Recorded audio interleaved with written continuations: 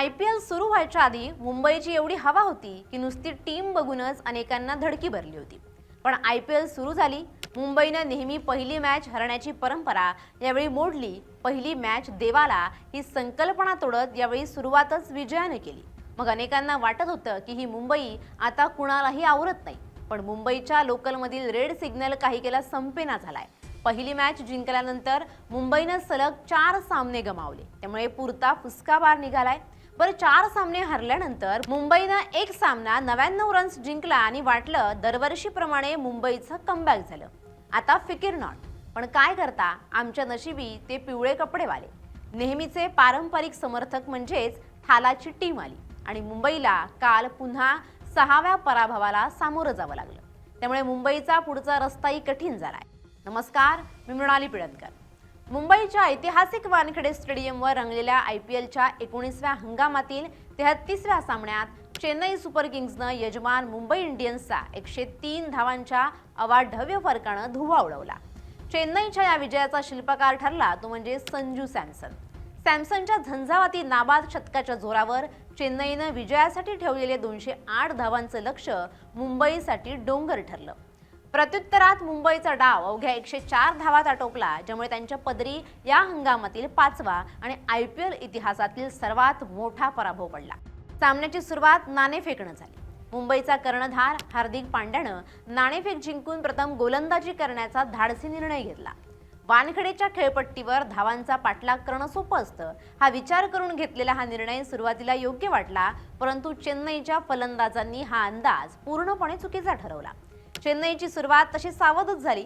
ऋतुराज गायकवाडनं 22 धावांची भर घातली, तर ब्रेविसनं 21 धावा करत डावाला आकार देण्याचा प्रयत्न केला। मात्र खरा खेळ सुरू झाला तो संजू सॅमसन मैदानात आल्यावर। संजू सॅमसननं सुरुवातीपासूनच मुंबईच्या गोलंदाजांचा समाचार घ्यायला सुरुवात केली।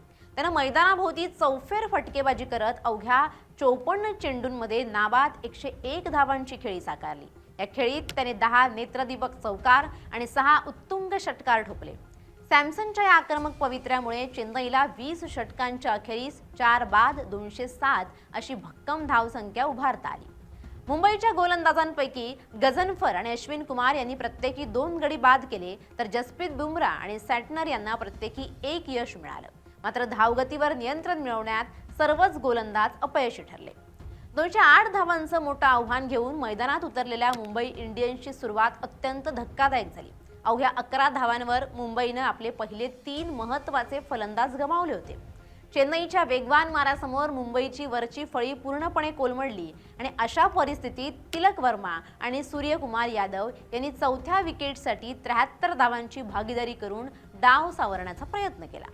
तिलक वर्मानं 37 धावा केल्या, तर सूर्यानं 36 धावांचं योगदान दिलं। ही जोडी जोपर्यंत खेळत होती तोपर्यंत मुंबईच्या आशा जिवंत होत्या, मात्र तिलक वर्मा बाद होताच मुंबईच्या डावाला गळती लागली। चेन्नईचा फिरकीपटू अकील होसेननं आपल्या फिरकीच्या जाळ्यात मुंबईच्या फलंदाजांना अडकवलं। होसेननं 4 गडी बाद करून मुंबईची कंबरच मोडली। त्याला नूर अहमदनं 2 बळी घेत मोलाची साथ दिली।